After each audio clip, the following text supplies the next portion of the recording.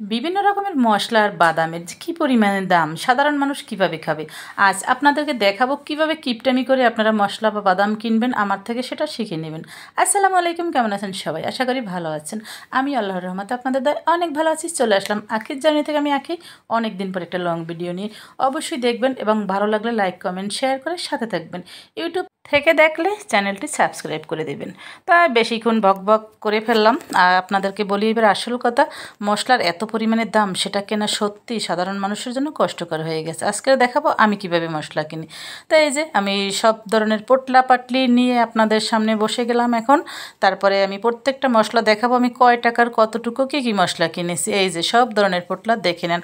এরপরে এই যে বক্সটা দেখছেন না, এই বক্সটা আমি বিগত মনে হয় যে 4 বছর আগে কিনেছি, এখন ইউজ করি না। তবে এইবার মনে হলো যে একটু মশলার পরিমাণটা তো বেশি কেনা হয়ে গেছে, মানে পদে বেশি কিন্তু পরিমাণে কম, খুবই কম। তাই যে প্রথমে আমি এখানে যে ঢাললাম না, এটা হলো যে রাঁধুনি। তা রাঁধুনিটা আমি সচরাচর সবসময় লাগে না, মাঝে মধ্যে কিছু কিছু রেসিপিতে লাগে। তাই আপনারা দেখতে থাকেন, আমি প্রত্যেকটার দাম আবার পরবর্তীতে বলে দেব যে কোনটা কত টাকার কিনেছি। কারণ বেশি পরিমাণে কেনা না সম্ভব না, এত পরিমাণে মশলার দাম, কিভাবে যে মশলা আমরা কিনবো কে জানে। তো এখানে এই যে দেখতে পাচ্ছেন কিছু কাজু বাদাম।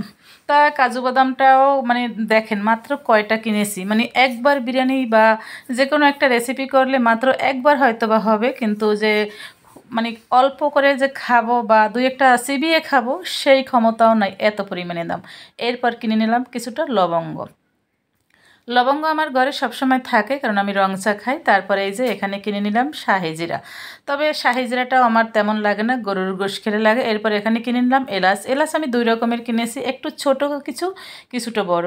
ছোটোগুলো কেনার কারণ হলো যে আমি রং চা খাই। এরপর এখানে কিনে নিলাম কিছু ছাল, যদিও আমার এ ধরনের মশলাগুলো সব গুঁড়ো আছে। তারপর এটা আমি রং চায়ের জন্য, রং চা যখন খাই এই মশলাগুলো লাগে। আর এই যে দেখেন কিছুটা কিনলাম বড় এলাচ। বড় এলাচ বলতে কালোটা না, মানে একই এই সাদাটার ভিতরেই 2 রকমের সাইজ, ছোট আর বড় সেটা। এরপরে কিছু কাঠবাদাম কিনলাম। কাঠবাদামও দেখেন পরিমাণে কয়টা। কিছু করার নাই ভাই, আমরা সাধারণ মানুষ, আমার থেকে শিখে নেন কীভাবে কিপটামি করবেন, অল্প অল্প কিনবেন। এরপর দেখেন কতটুকু কিনলাম গোলমরিচ। এতটুকু গোলমরিচ কেনা যায় বলেন? আমার ছোটো মেয়ে আমার সাথে গেছিলো, মানে মাহি, আর সে তো হাসতে হাসতে শেষ। তারপরে আমি পোস্তদানাও কিনেছি, যেটার দাম নাকি অনেক অনেক, এরকম খুচরা টাকার বেচে না। তারপর আঙ্কেল আমাকে দিয়েছে, কারণ আমি সবসময় ওনার কাছ থেকে মশলা কিনি। এরপর এই যে দেখেন টক আলু বখরা কিনলাম। তাও কম কম বলতে কিন্তু টাকা যে একেবারে কম তা না, তবে খুব পরিমাণ মতন আমি অল্প অল্প সব ধরনের মশলা নিয়েছি। এখানে নিয়েছি 250 গ্রাম সরিষা। তো এই যে রাঁধুনিটা দেখতেছেন, রাঁধুনিটা ছিল 20 টাকার। আমি প্রত্যেকটার দাম বলে দেব।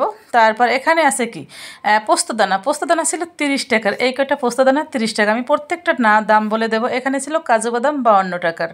তারপরে কি আছে, প্রত্যেকটার দাম আমার কিন্তু মনে আছে। এখানে ছিল 20 টাকার ছাল, তারপরে 20 টাকার লং, আর 30 টাকার এলাচি, মানে বড় এলাচি 30 টাকার, ছোটো এলাচি 30 টাকার। এরপর এখানে ছিল কাঠবাদাম। কাঠবাদামও ছিল 52 টাকার। কি পরিমাণে দাম দেখেন, 52 টাকায় কি পেলাম, কতটুকু পেলাম। এরপরে এখানে ছিল কি শাহি জিরা। শাহি জিরাটাও ছিল 20 টাকার। তো শাহি জিরাটা সচরাচর সবসময় লাগে না। এরপরে আলু বখরা। আলু বখরা ছিল এখানে 50 টাকার। 50 টাকায় কয়টা আলু বখরা পেয়েছি দেখেন, মানে কিভাবে খাবো আমরা বলেন। এরপরে এখানে ছিল গোলমরিচ, সাদা গোলমরিচ। সাদা গোলমরিচটাও ছিল 30 টাকার। তা আমার সব ধরনের মশলা দেখানো তো হয়ে গেছে। আমি আরও কিছু মশলা কিনেছি, যেটা এখানে আমি পটে রাখিনি, আমি অন্যদিকে রেখেছি। জিরা, তারপরে কি কিনেছিলাম, সরিষা, কালো জিরা। কালো জিরাও কিনেছিলাম 20 টাকার। কালো জিরাটা আমি সকালে খেয়ে থাকি, আপনারা কিন্তু খালি পেটে কালো জিরাটা খেতে পারেন।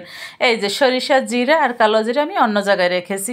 তা কত ভগ ভগ করে ফেললাম, আর আপনাদেরকে বুদ্ধি শিখিয়ে দিলাম, এভাবে কিনবেন। কথায়ও কাজে ভুল ত্রুটি হয়ে থাকলে ক্ষমা সুন্দর দৃষ্টিতে দেখবেন। আল্লাহ হাফেজ।